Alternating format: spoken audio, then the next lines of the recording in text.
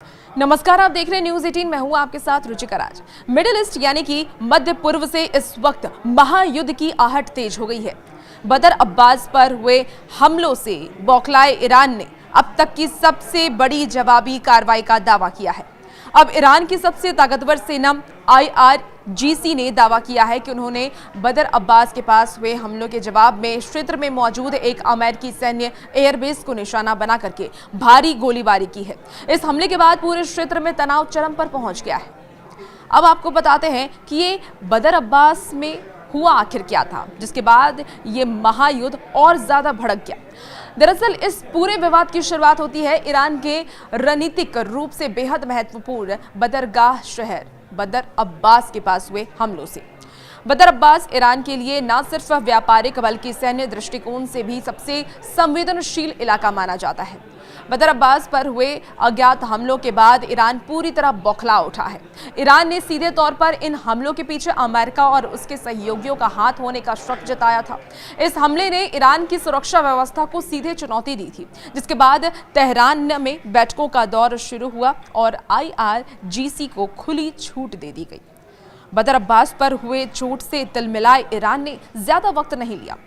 IRGC ने आधी रात को एक बड़ा ऑपरेशन शुरू किया, जिसका मकसद सीधे अमेरिकी सेना को दहलाना था। IRGC की ओर से जारी आधिकारिक बयान के मुताबिक उन्होंने अमेरिकी एयरबेस को निशाना बनाने के लिए कई अत्याधुनिक मिसाइलों और सुसाइड ड्रोन का इस्तेमाल किया। ईरान का यह भी दावा है कि उनके इस ताबड़तोड़ अटैक ने अमेरिकी एयरबेस की डिफेंस सिस्टम को भेद दिया और वहां भारी तबाही मचाई है। हालांकि अमेरिकी रक्षा मंत्रालय पेंटागन की तरफ से नुकसान को लेकर के अभी विस्तृत आधिकारिक का बयान आना बाकी है। रक्षा विशेषज्ञों का ये मानना है कि ईरान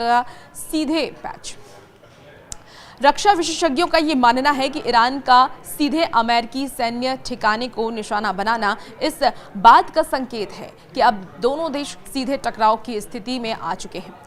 बदर अब्बास पर हमले को ईरान ने अपनी संप्रभुता पर हमला भी माना था। अब इस जवाबी कार्रवाई के बाद खाड़ी देशों में तेल की सप्लाई चेन से लेकर के अंतर्राष्ट्रीय उड़ानों पर भी बड़ा खतरा मंडराने लगा है।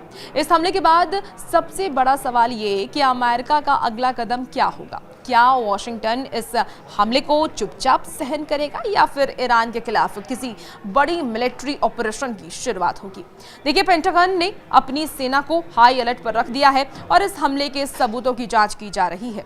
मिडिल ईस्ट के इस बारूद के ढेर में अब एक चिंगारी सुलग चुकी है, जो किसी भी वक्त भीषण तीसरे विश्व युद्ध का रूप ले सकती है। इस हमले के बाद अमेरिका और ईरान के बीच ये जंग क्या मोड़ लेती है, इस पर हमारी नजर बनी रहेगी और अपडेट हम आप तक पहुंचाएंगे। फिलहाल हमारे साथ जुड़ने के लिए बहुत बहुत शुक्रिया।